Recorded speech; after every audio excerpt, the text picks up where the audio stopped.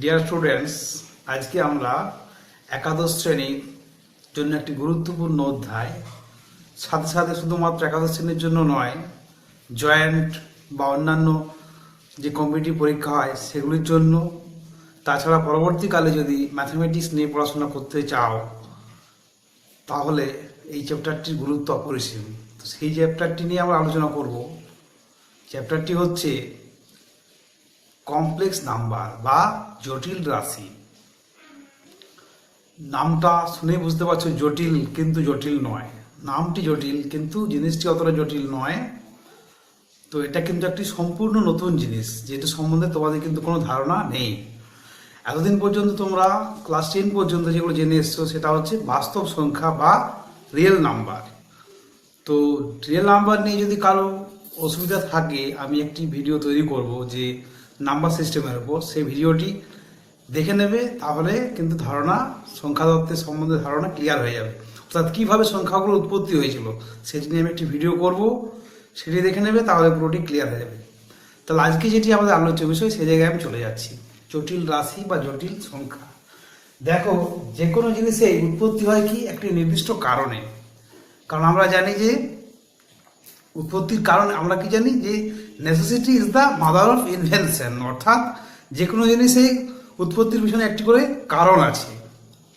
তো দেখো, যখন আমরা বাস্তব সংখ্যার মধ্যে সীমাবদ্ধ ছিলাম, কিন্তু আমরা যখনই সমাধান করতে গেলাম এরকম x² + 1 = 0, এরকম একটা সমীকরণ যখন আমরা সমাধান করতে গেলাম, তখন সমাধান করতে গিয়ে দেখা যাচ্ছে তাহলে x² কত হচ্ছে, =−1।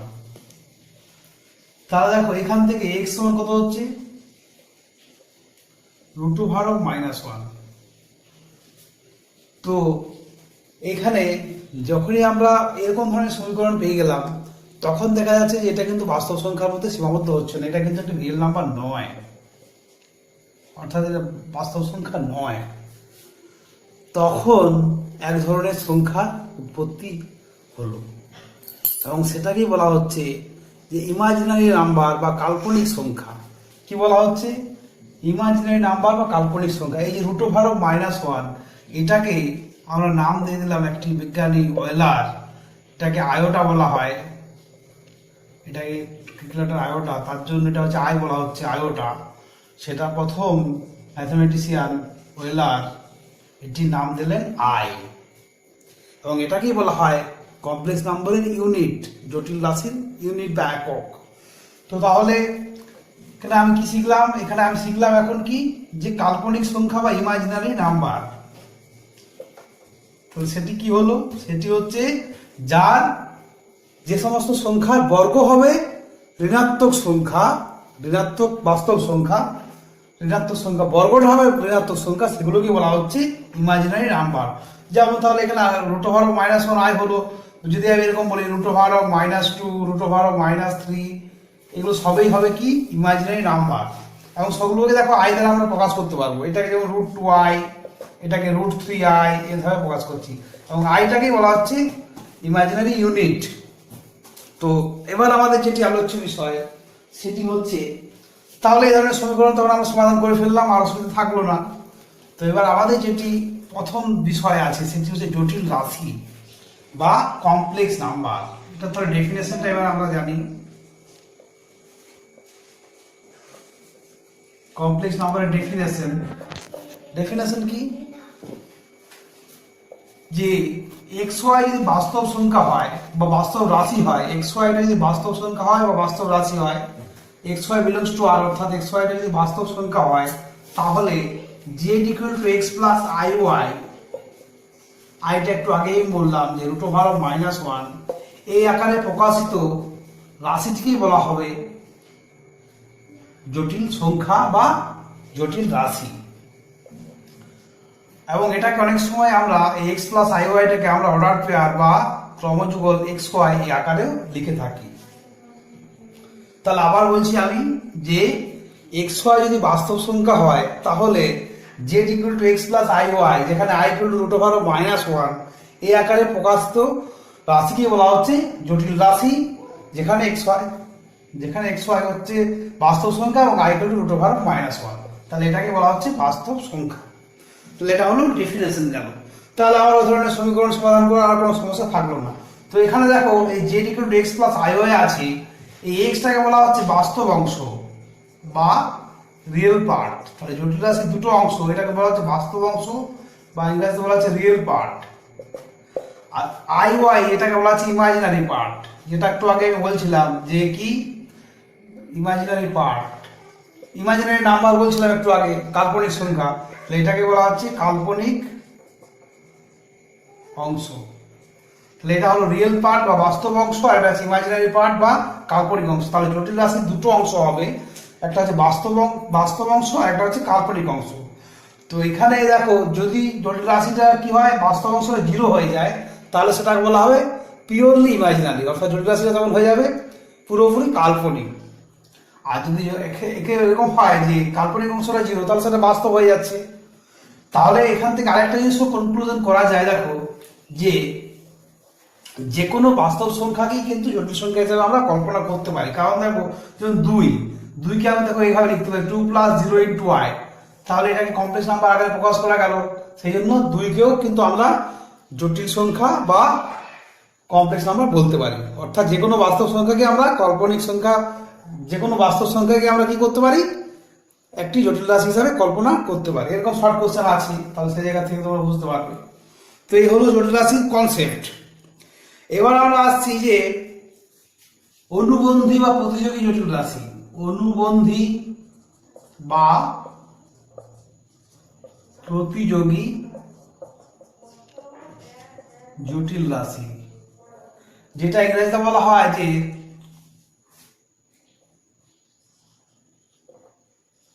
কনজুগেট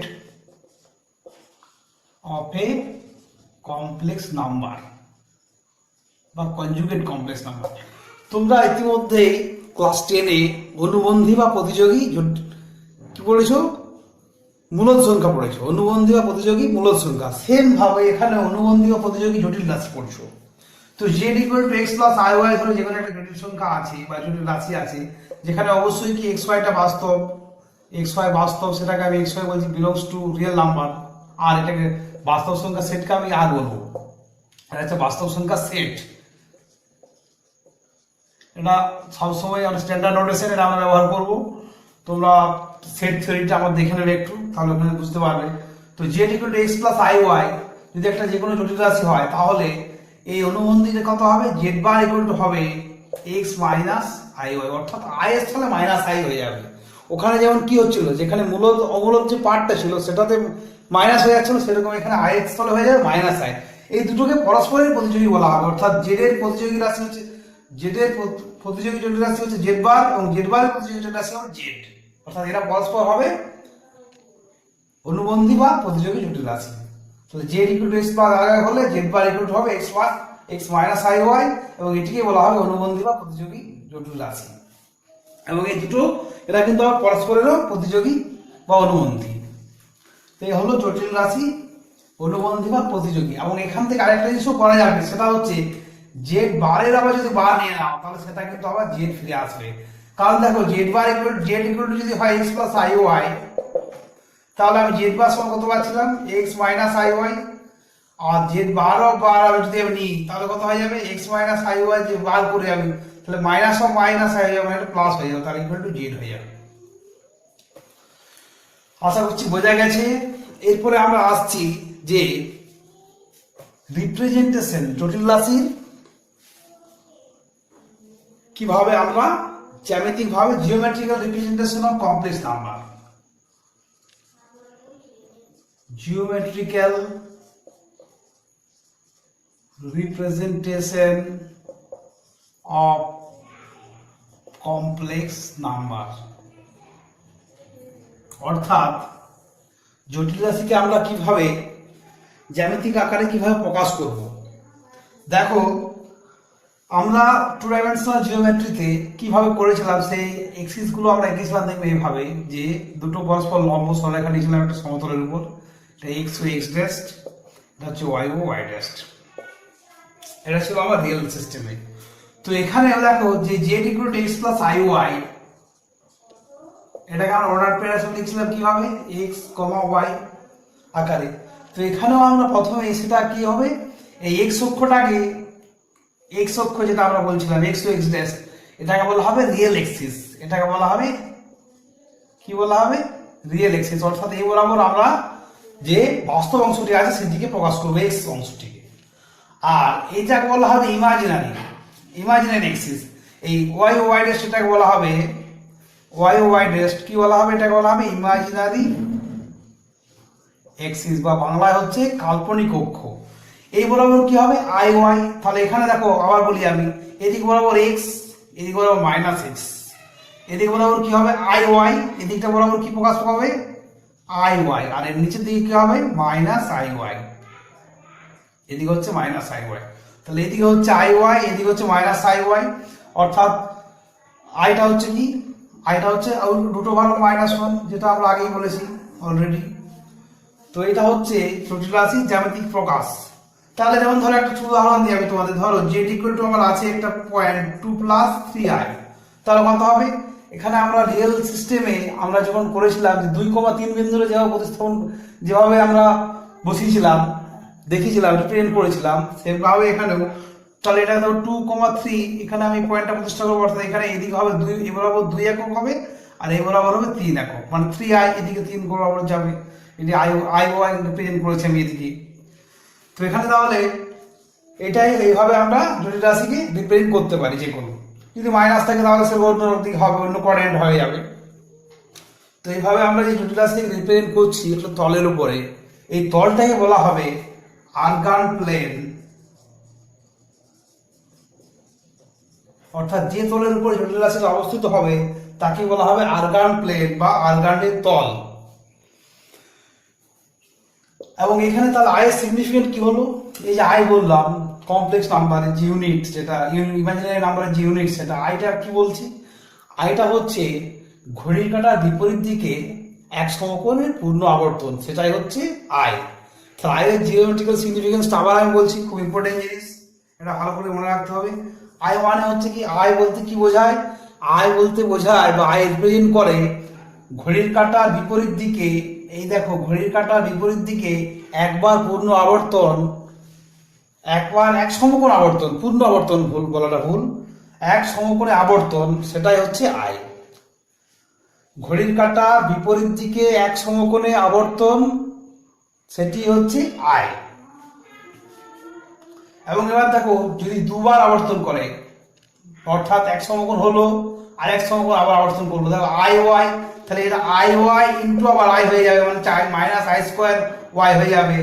আর আই স্কোয়ার কত মাইনাস ওয়ান, তাহলে এখানে হয়ে গেল দেখো আই স্কোয়ার ওয়াই হয়ে যাচ্ছে। তাহলে আই স্কোয়ার ওয়াই মানে কত -1 ওয়াই, তাহলে যে কোনো নেগেটিভ অক্সিস চলে আসছে। আবার আই কিউব যখন হচ্ছে আরেকবার আরো π/2 ঘুরছে, তখন আই কিউব মানে কত, আই কিউব মানে হচ্ছে আই স্কোয়ার ইন্টু আই, তাহলে হচ্ছে মাইনাস আই, যে কারণে এটা নেগেটিভ এক্সিস হয়ে গেল। আবার π/2 হলো মানে কত i to the power 4, i to the power 4 মানে আবার positive, i to the power 4 মানে কত i square into i square, তাহলে ইকুয়াল টু কত হয় -1 ইন্টু -1 মানে +1, মানে আবার পজিটিভ এক্সিসে চলে গেল। তাহলে আই বলতে বোঝায় যে ঘড়ির কাঁটার বিপরীত দিকে π/2 কোণে আবর্তন বা এক সমকোণে আবর্তন। তাহলে এইভাবে আমরা জটিল রাশিকে জ্যামিতিক ভাবে রিপ্রেজেন্ট করতে পারি। আমাকে এটাই বলা হচ্ছে আরগান প্লেন বা আরগান ডায়াগ্রাম। আশা করছি তোমরা বুঝতে পেরেছো। এরপরে আমরা আসছি, বাইরে জটিল তলও বলা হয়, আরগান প্লেন যেটা বলা হচ্ছে ওটাকে কমপ্লেক্স প্লেনও বলা হতে পারে, জটিল তলও বলতে পারবো। তো এবার আসছি আমি যে জটিল রাশির মডিউলাস, জটিল রাশির মডিউলাস, z = x + iy যদি একটা জটিল রাশি হয়, যেখানে অবশ্যই আমি এটা বলি বা নাই বলি যে x y টা সবসময় বাস্তব হবে আর i টা যদি √1 হয়, তাহলে এই যে জটিল রাশির মডিউলাসটাকে আমরা এইভাবে ডিনোট করব, মড z, বা এরকম ভাবে লিখবো মড z, এবং এটা ডিফাইন করব কি x² + y² এর পজিটিভ রুটকে, এই x² √x² + y² এর যে ধনাত্মক মানটি হবে সেটিকে আমরা মডিউলাস z বলবো।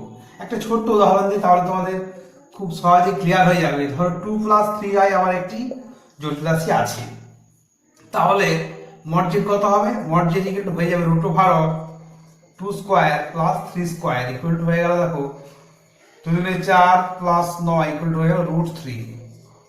অর্থাৎ √x² + y² যে ধনাত্মক মান, এবং কখনোই মডুলাস সবসময় কি হবে?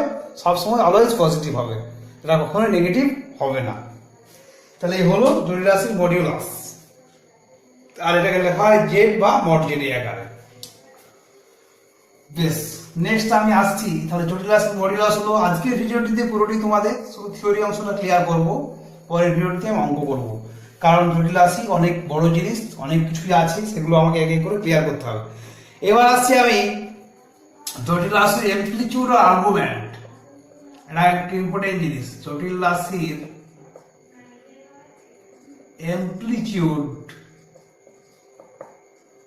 অ্যামপ্লিটিউড বলা হয় আর আর্গুমেন্ট বলা হয়, একই জিনিস, নামগুলো আলাদা আলাদা।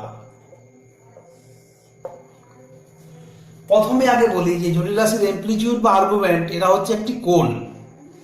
জটিল রাশির অ্যামপ্লিটিউড বা আর্গুমেন্ট হচ্ছে একটি কোণ। তার ডেফিনেশন কি দেবো? ধরে নিচ্ছি একটা z = x + iy একটা জটিল রাশি, সেই একই কথা, যেখানে xy হচ্ছে বাস্তব সংখ্যা এবং i = √−1। তো এর আর্গুমেন্ট বা অ্যামপ্লিটিউডকে সাধারণভাবে আমরা আর্গ জেড বা অ্যাম্প জেড বলে আমরা ডিনোট করি। আর্গুমেন্ট অফ জেড বা অ্যামপ্লিটিউড অফ জেড এভাবে ডিনোট করি। এবং এটা যদি আমি থিটা ধরে নিই, যদি থিটা বলি, তাহলে থিটাটি হবে একটি কোণ, যেটির জন্য থিটা ইকুয়াল টু হবে x ইকুয়াল টু হবে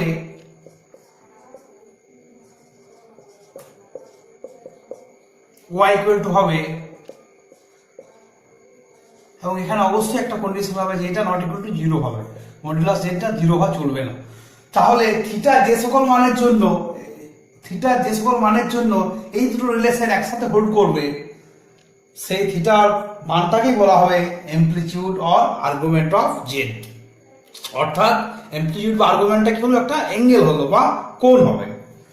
তো এবার দেখো, তোমরা ইতিমধ্যেই অ্যাসোসিয়েটেড অ্যাঙ্গেল বা সংযুক্ত কোণ সম্বন্ধে জেনেছো। সেখানে জানো যে একটা মান কি হয়? কোণের অসংখ্য মানের জন্য সিদ্ধ হয়। যেমন যদি আমি বলি যে sin θ = 0, তাহলে কি হয়? θ = হয় nπ, অর্থাৎ nটা যে কোনো মান হতে পারে, তাহলে সেখানে θ = কি হয়? 0 হতে পারে বা nπ হতে পারে। nটা কি হয়? যেখানে যে কোনো পূর্ণ সংখ্যা হয়। θ = nπ এর মানের জন্য সিদ্ধ হয় যদি sin θ = 0 হয়। তাহলে দেখো, বুঝতেই পারছো যে এই দুটো কন্ডিশন স্যাটিসফাই করবে কি হবে? থিটার অসংখ্য মানের জন্য। তার মধ্যে যে মানগুলো, তাহলে থিটার অসংখ্য মানের জন্য এগুলো সিদ্ধ হবে এই সমীকরণ দুটো।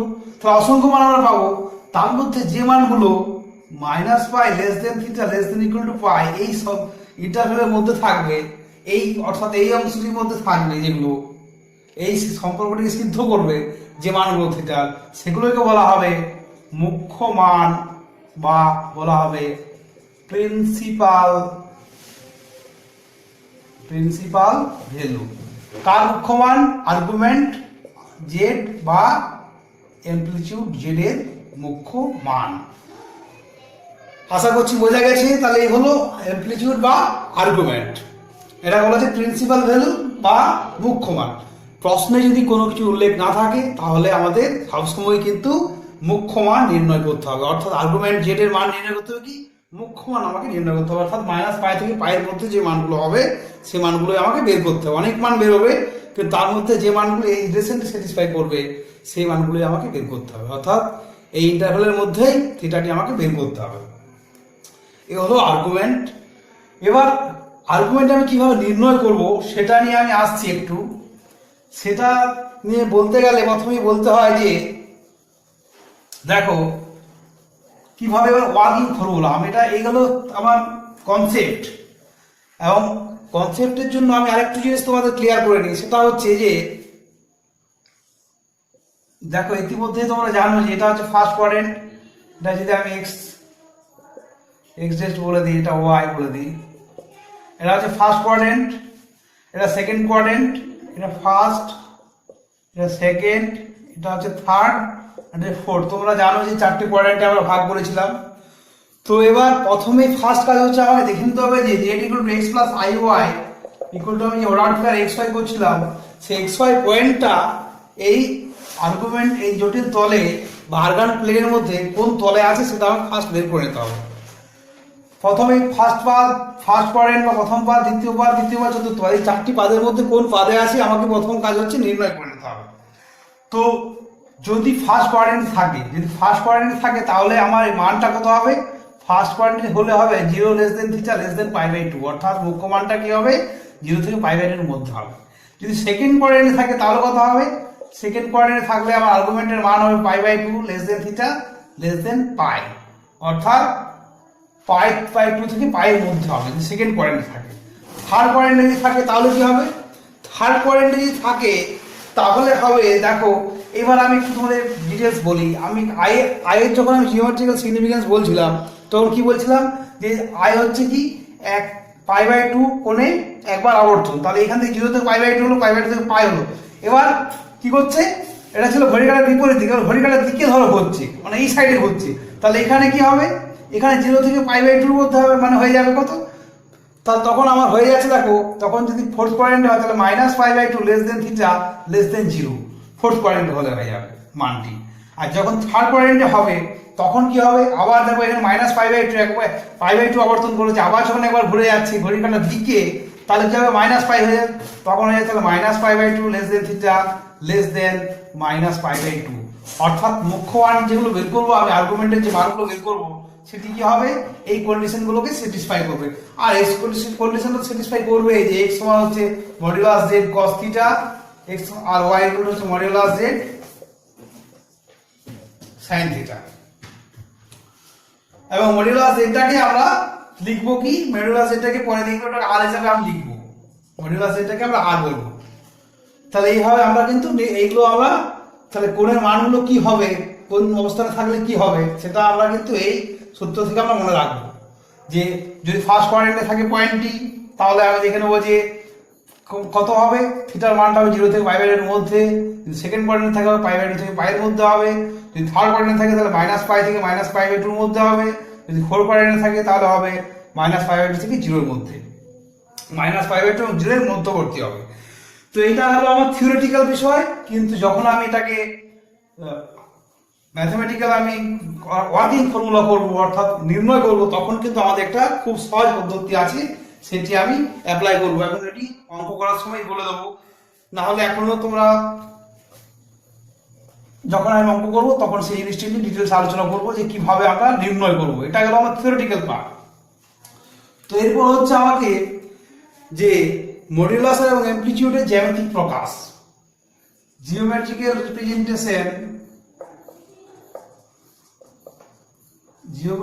Representation of modulus and amplitude, অর্থাৎ মডিউলাস এবং অ্যামপ্লিটিউডের জ্যামিতিক প্রকাশ কি হবে সেটি নিয়ে আমি আলোচনা করব। তো দেখো এখানে মডিউলাস এবং অ্যামপ্লিটিউডের যে আকারটা আমি এখনই করছিলাম, তাহলে প্রথমে একটা আমি অবশ্যই একটা কি এঁকে নেবো, কোয়াড্রেন্ট এঁকে দিলাম, একটা দুটো পার্শ্ব লম্ব একটা সমতলের উপর এঁকে দিলাম। তো এখানে দেখো যে pxy বলছিলাম আমি, px, y এর পয়েন্ট বলি, z = x + iy যদি হয়, এখানে x টা কি, xy টা হচ্ছে বাস্তব সংখ্যা আর i টা হচ্ছে √1 তো এখানে তার pxy তার মানে কি হবে, এখান থেকে যে ডিসটেন্স হবে সেটা হবে x অবভিয়াসলি, এখানে p যে পয়েন্টটা আছে তাহলে x এখান থেকে যে ডিসটেন্সটা আসবে সেটা হবে x, আর এখান থেকে যে আমি যে লম্বটা আঁকছি এই যে পারপেন্ডিকুলারটা যে ড্র করলাম এটাই হবে y। তাহলে এই ওপিটাকে যদি আমি যোগ করে দিই, তাহলে এই যে লেন্থটা হবে এটাই হচ্ছে r, এবং r সমান কত হবে, r সমান হবে, দেখো এটা একটা সমকোণী ত্রিভুজ পেয়ে গেছি আমি, সমকোণী ত্রিভুজের এটা অতিভুজ, তাহলে r = কত হয়, অতিভুজের স্কয়ার প্লাস অতিভুজের স্কয়ার = লম্ব স্কয়ার প্লাস ভূমি স্কয়ার, তাহলে r² = x² + y² that is r = হয়ে যাবে x² + y²। এবং যেহেতু এটা দৈর্ঘ্য সেই জন্য এটা সবসময় হবে কি পজিটিভ হবে অবশ্যই, r = √x² + y², অর্থাৎ এবং এটাকেই বলা আছে কি, এটাকে তোমরা শিখেছো যে এটাই হচ্ছে মডুলাস অফ z, বা এটাকে এমনি বলছিলাম মডুলাস অফ z। তাহলে এটা হলো যে r দৈর্ঘ্যটা, অর্থাৎ OP = এটাই হচ্ছে r, এবং এটাকে বলা হচ্ছিল মডুলাস।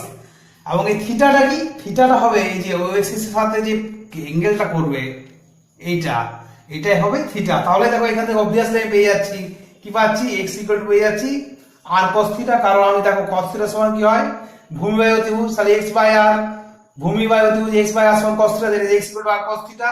এবং ওয়াই ইকুয়াল টু কত পেয়ে যাবো, ওয়াই হচ্ছে ওয়াই বাই এক্স লম্ব বাই ওয়াই বাই আর লম্ব বাই অতিভুজ মানে হচ্ছে sine theta, that is Y equal to পেয়ে যাবো আর সাইন থিটা। এবং এখান থেকেও দেখো তুমি যদি কম্বাইন করো, এটা দুটোকে যদি কম্বাইন করে দাও তাহলে কি পাবো, x square plus y whole square করে দাও উভয় পক্ষে, তাহলে পেয়ে যাচ্ছে আমি r square, that is r equal to পাচ্ছি root over x square plus y square. তুমি যেদিক থেকে যাও সেই একই জিনিসটাই আসছে। এবং এটাই যে আমি আকারে প্রকাশ করছি, এটাই হচ্ছে তোমার geometrical representation of modulus and amplitude.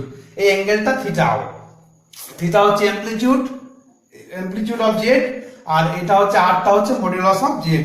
তাহলে থিটাটা হচ্ছে অ্যাম্প জেড, থিটাটাকে আমরা বলছি অ্যামপ্লিটিউড অফ জেড বা আর্গুমেন্ট অফ জেড। এবং এই যে ফর্মুলা প্রকাশ করছি Z equal to X plus I Y, তাহলে এবার দেখো Z equal to X plus I Y যে আমি প্রকাশ করছিলাম, এখানে এক্স ওয়াই যদি মানটা আমি বসিয়ে দিই, এক্স সমান r cos theta y equal to r sin theta, তাহলে আমার কত হয়ে যাবে, এক্স সমান r cos theta plus i সমান হচ্ছে আর সাইন থিটা, তাহলে i into r sin theta equal to যে আরটা আমি কমন নিয়ে নিই, তাহলে হচ্ছে cos theta plus i sine theta. তাহলে এক্স যে আমি কি পেয়ে গেলাম, আলটিমেট কি পেয়ে গেলাম, জেড ইকুয়াল টু পেয়ে গেলাম, দেখো জেড ইকুয়াল টু পেয়ে যাচ্ছি যে r into cos theta plus i sin theta. এবং এটাকে বলা হচ্ছে, এই যে দেখো এটাকে বলা হচ্ছে জটিল রাশির পোলার ফর্ম বা মেরু আকার। তোমরা পোলার ইকুয়েশন শিখে থাকবে যে, বা আমরা যে ছিল কার্টেসিয়ান কোঅর্ডিনেট আর পোলার কোঅর্ডিনেট ব্যাপার ছিল, সেই পোলারের মতো সেম জিনিস, এটা হচ্ছে পোলার ফর্ম। বা এটাকে দেখো যেহেতু মডিউলাস এবং অ্যামপ্লিটিউড দুটো আগে প্রকাশ করা হচ্ছে, সেই জন্য এটার একটা নাম আছে, সেটা হচ্ছে মডিউলাস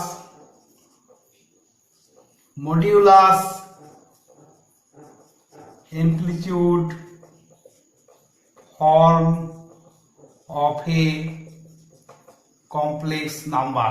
অর্থাৎ এই Z equal to X, Z equal to R cos theta plus i sine theta, এই ফর্মটিকে বলা হবে জটিল রাশির মডিউলাস অ্যামপ্লিটিউড আকার। আশা করছি বোঝা গেছে।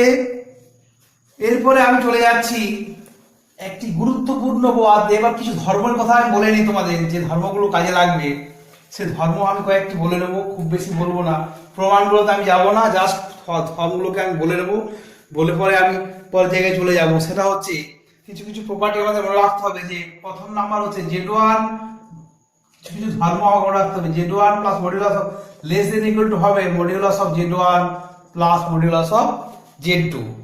নেক্সট হচ্ছে modulus of z1 into z2 equal to হয়ে যাবে modulus of z1 into modulus of z2, এটা 2 নম্বর প্রপার্টি। 3 নম্বর হচ্ছে modulus of z1 by z2 এর মডিউলাস সমান মডিউলাস অফ z1 বাই হয়ে যাবে মডিউলাস অফ z2। এই হলো। আর এই হলো মডেল প্রপার্টি। আর আর্গুমেন্টের কিছু প্রপার্টি আছে, সেগুলো আমি বলছি এক এক করে। আর্গুমেন্টের প্রপার্টি সেটা হচ্ছে যে argument of z1 into z2 সমান হয়ে যাবে argument of z1 plus argument of z2 plus হবে m, এমটা আমি পরে বলছি কি। আর একটা হবে argument of z1 by z2 equal to হবে আর্গুমেন্ট অফ z1 মাইনাস হবে argument of z2 plus m, যেখানে mটা হবে 0, প্লাস মাইনাস 2 পাই, 0 হতে পারে অথবা প্লাস মাইনাস 2 পাই হতে পারে। তাহলে এই হলো মোটামুটি ভাবে জটিল রাশির মডিউলাস অ্যামপ্লিটিউড এবং জটিল রাশির রিপ্রেজেন্টেশন ইন জিওমেট্রিক্যাল ফর্ম। তো এরপরে আমি যেটি আছে সেটি হচ্ছে একটি গুরুত্বপূর্ণ উপপাদ্য নিয়ে আমি আলোচনা করব।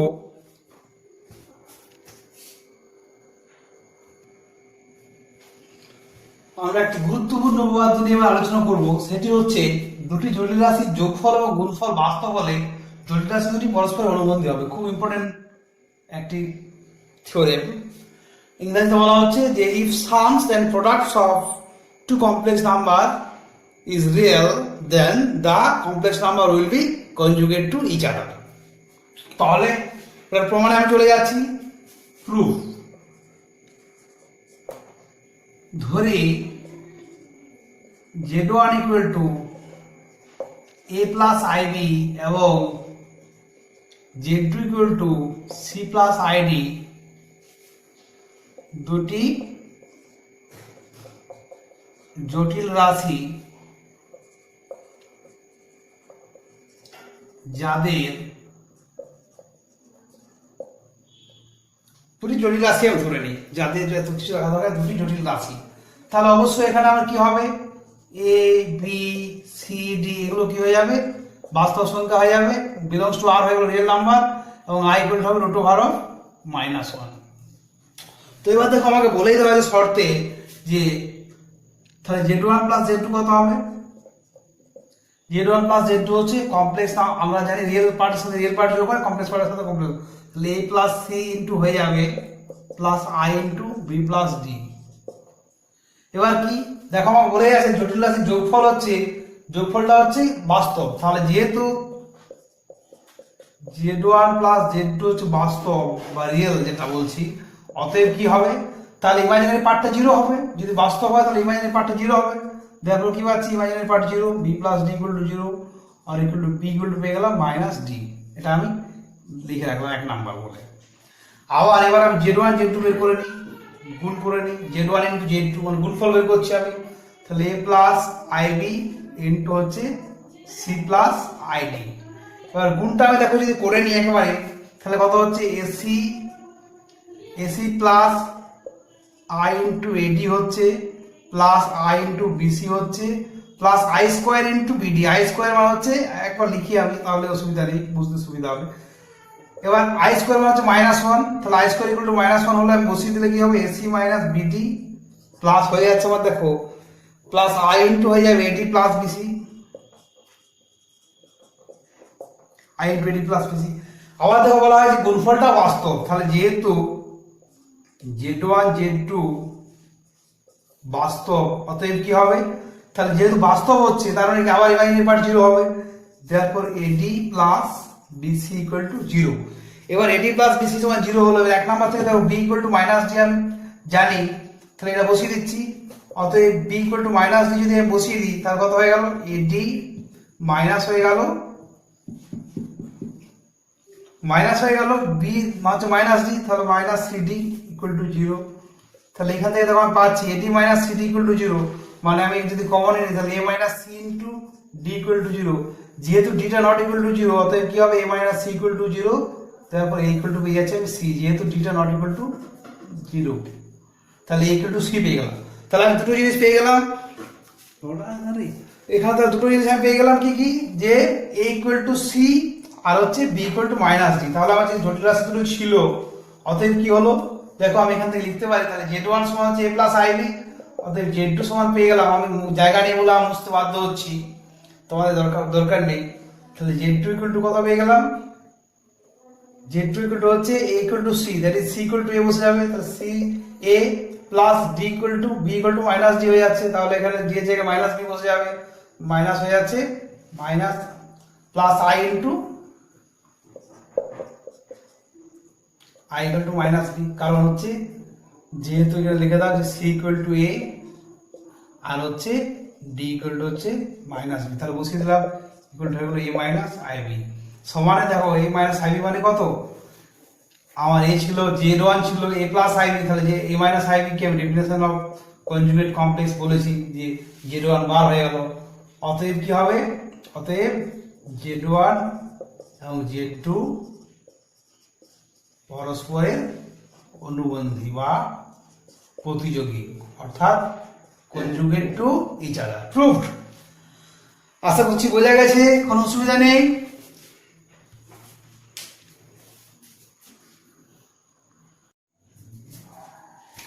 একের ঘনমূল নির্ণয়, আরেকটি অংশ আমাদের থিওরি বাকি ছিল, সেটা হচ্ছে একের ঘনমূল নির্ণয়। তাহলে ধরে নিচ্ছি আমি ধরি x ইকুয়াল টু হচ্ছে কিউ রুট অফ 1, একের ঘনমূল আমি ধরে নেওয়া হচ্ছে x, তাহলে x কিউ ইকুয়াল টু কত পেয়ে যাবো 1, উভয়পক্ষের ঘনমূল নিয়ে নিচ্ছি, ঘন করে দিচ্ছি, এটা আবার দেখো আমি লিখতে পারি x cube minus 1 equal to 0। এটা কি পাচ্ছি x ধরি, তাহলে x equal to root over of cube root of 1 অতএব এক্স কিউব ইকুয়াল টু 1 আর X cube minus 1 equal to 0। দেখেন A cube minus B cube সূত্রে ভাঙছি, আর ইকুয়াল টু আমি লিখতে পারি x minus 1 into x square plus x plus 1 equal to 0। A cube minus B cube সূত্র a minus b into a square plus ab plus b square. এবার এখান থেকে দেখো দুটো শর্ত আমি পাচ্ছি, কি পাচ্ছি? এটা পাচ্ছি এক number either x minus 1 equal to 0, দেখো এখান থেকে পেয়ে যাচ্ছি x ইকুয়াল টু 1। আর এখান থেকে পাচ্ছি কি আরেকটা শর্ত পাচ্ছি, সেটা কি x square plus x plus 1 equal to 0। এখানে আমি সিদ্ধাচার্যের সূত্র প্রয়োগ করছি। x ইকুয়াল টু কি হবে? Minus b plus minus root over b square minus 4ac by 2 into a। তাহলে এখান থেকে দেখো হয়ে যাচ্ছে মাইনাস 1 প্লাস মাইনাস 1 মাইনাস 5 মানে হচ্ছে রুট 3i হয়ে যাচ্ছে, একেবারে আমি করে দিচ্ছি রুট 3i বাই 2। এইবার এই যে প্লাস মাইনাস আছে অর্থাৎ দুটি মান পাচ্ছি আমি, তখন আমরা সাধারণভাবে এই minus 1 plus root 3i by 2 এটাকে আমরা সাধারণত ওমেগা ধরে নিই। তাহলে দেখো এটাকে যদি তাহলে মাইনাস 1 মাইনাস রুট 3i কত হয়ে যাবে? তখন minus 1 minus root 3i by 2 এটা হয়ে যাবে ওমেগা স্কয়ার। অন্যভাবে যদি আমি minus 1 minus root 3i by 2টাকে ওমেগা ধরতাম, তাহলে ওমেগা স্কয়ার হয়ে যেত minus 1 plus root 3i by 2। অর্থাৎ একটা যদি ওমেগা ধরি, এই যে আমি দুটো রুট পাচ্ছি, কি কি পাচ্ছি? একটা minus 1 plus root 3i by 2 আর একটা পাচ্ছি minus 1 minus root 3i by 2। একটাকে যদি ওমেগা ধরি তাহলে অন্যটা হবে ওমেগা স্কয়ার। অর্থাৎ প্লাসটাকে যদি ওমেগা ধরি তাহলে মাইনাসটা হবে ওমেগা স্কয়ার, আর মাইনাসটাকে যদি ওমেগা ধরি তাহলে প্লাসটা হবে ওমেগা স্কয়ার। সাধারণভাবে এই দুটোর মধ্যে আমরা ধরতে পারি।